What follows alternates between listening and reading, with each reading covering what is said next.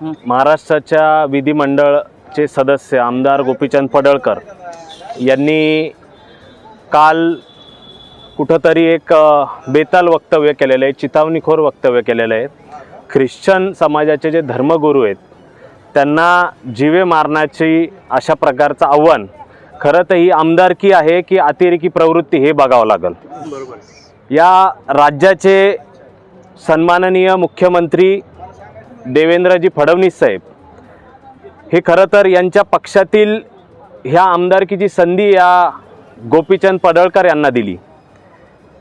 समाजातील सलोखा आणि शांतता कायम ठेवण्यासाठी खरं तर प्रत्येक या राज्यातील प्रत्येक पक्षाची ही जबाबदारी असते आणि असे वक्तव्य करून निश्चित प्रकारे ही चिथावणी दिल्यासारखी आहे। त्यांनी यापूर्वी देखील व्यासपीठावर जाहीररित्या असं भाषण करून विविध समाजामधील लोकांचं त्या ठिकाणी मनाची वेदना त्यांनी पोचवलेल्या आहेत। मला असं वाटतं भलेही तुम्ही कुठलेही काम नसल करत, जनतेचे अनेक प्रश्न आहेत, आव्हानं आहेत, परंतु मला विशेष करून सांगावं लागेल की ख्रिश्चन समाज हा शांतताप्रिय समाज आहे, नम्र समाज आहे। ही कुठलीही मागणी यांची खऱ्या अर्थाने समाजामध्ये कधीही नसती। ते त्यांच्या आयुष्यामध्ये त्यांची आव्हानं सांभाळत त्यांनी निश्चित प्रकारे आत्तापर्यंतची वाटचाल केलेली आहे आणि ज्या प्रकारे जर मागणी होत नसेल तर तरी देखील तुम्ही हे असे काही आमदार समोर आणून नेमकी या राज्यातील सत्ताधारी पक्षाला नेमकी करायचं काय आहे।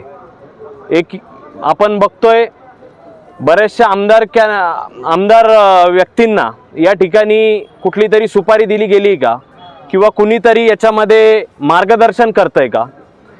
कारण इतकं जर एक हाती सत्ता मिळवलेली आहे, एवढ्या मतांनी आपण निवडून आलेले आहेत, तर त्या ठिकाणी तुम्हाला एकीकडे एक विषय असा असतो की आपण जर एवढ्या मतांनी निवडून आलेलो आहे तर कुठंतरी समाधान व्यक्त केलं जात असतं, आनंद उत्सव होत असतो, लोकांचे प्रश्न सोडवण्याचं आव्हान सांभाळून त्या ठिकाणी आपण चांगलं काम करून दाखवावं अजून, अशा प्रकारची स्थिती असती। परंतु काही जणांनी एक प्रकारची एक वेगळी भूमिका मांडत कुठला समाज कसा त्या ठिकाणी दुखवल, समाजामध्ये तेढ कसा निर्माण होईल, अशा पद्धतीने या राज्यामध्ये हे चालू शकणार नाही आहे।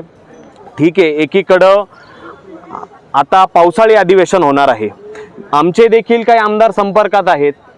या राज्याचे एक युवा चेहरा रोहितदादा पवार असतील, सन्माननीय आदित्यसाहेब ठाकरे असतील, अशा सगळ्यांशी आम्ही संपर्क साधून की अल्पसंख्याक समाजालाच टार्गेट करणं या मंडळींनी सोडून द्यावं, नाही तर गोपी असेल किंवा टोपी असेल हे जर की एक संयम असतो।